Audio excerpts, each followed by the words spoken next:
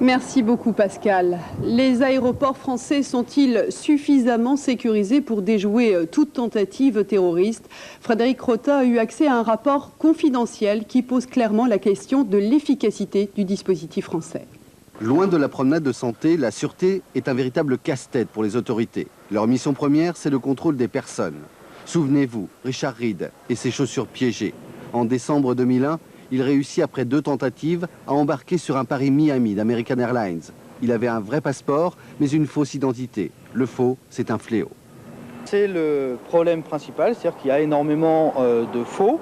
Donc ça, c'est ce qui a trait aux documents.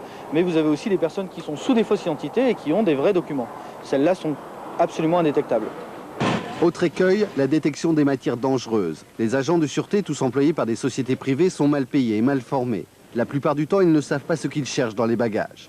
En novembre 2002, un rapport confidentiel que nous nous sommes procuré constatait, test à l'appui, les failles du système français. Les résultats de ces contrôles sont alarmants puisqu'ils mettent en lumière un taux de pénétration illicite à Orly et Roissy de 30 à 80%. Et plus récemment, ce député a fait faire le même genre de test sur les aéroports français et obtenu les mêmes résultats. J'ai fait plus d'une dizaine de tentatives de pénétration avec des armes réelles. Bon. Et on a obtenu une fiabilité très faible. En matière de sûreté, la France n'a rien à envier à certains pays sous-développés. Et pourtant, l'ardoise est lourde. 500 millions d'euros y sont consacrés chaque année, payés entièrement par les passagers.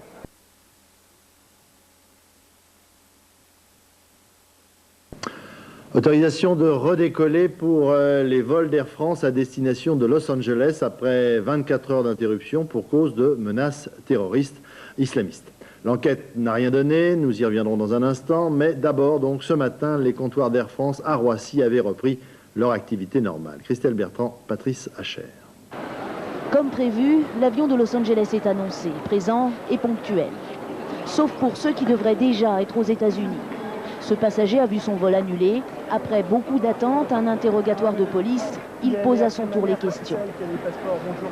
Nous avons plus ou moins été manipulés par les autorités américaines qui, à mon avis, commencent à vouloir nous faire peur et à vouloir voir si la France est prête à suivre tout ce qu'eux diront.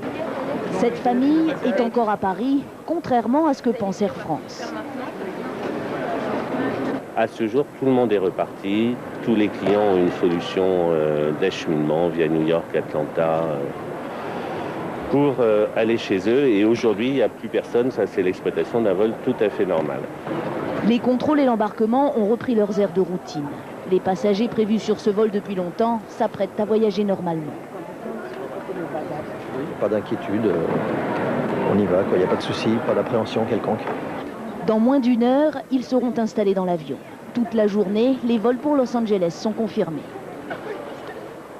L'enquête, donc, police, DST, n'a rien donné, mais rien donné du tout. Le ou les suspects signalés par les services secrets américains ne figuraient pas parmi les passagers. En désignant la France comme point de départ d'un possible raid terroriste, les États-Unis avaient-ils des arrière-pensées politiques? Beaucoup de questions et déjà quelques réponses. Yasmina Farber, Frédéric Crotta.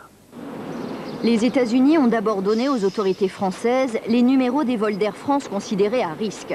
Les grandes oreilles américaines avaient intercepté des courriers électroniques inquiétants. À partir de ces informations, les services de renseignement américains recoupent les noms des passagers prévus à bord de ces vols avec leur blacklist, une liste noire de terroristes potentiels. La DST, la Direction de la surveillance du territoire, ajuste ces noms sans information précise, comme la date de naissance. 20 personnes seront interrogées, rien de suspect, peut-être des homonymes. Mais le ministère de l'Intérieur confirme que 2 personnes sur les listes ne se sont pas présentées, dont un Tunisien titulaire d'une licence de pilote.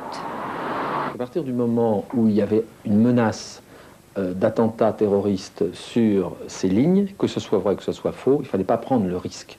Car la bonne politique de lutte contre le terrorisme, c'est la lutte préventive. Pour d'autres observateurs, les États-Unis font preuve de paranoïa en cette période de fête de fin d'année. Les vols d'Air France, s'ils avaient décollé, n'auraient pas pu atterrir sur le territoire américain, peut-être un des effets de la guerre en Irak.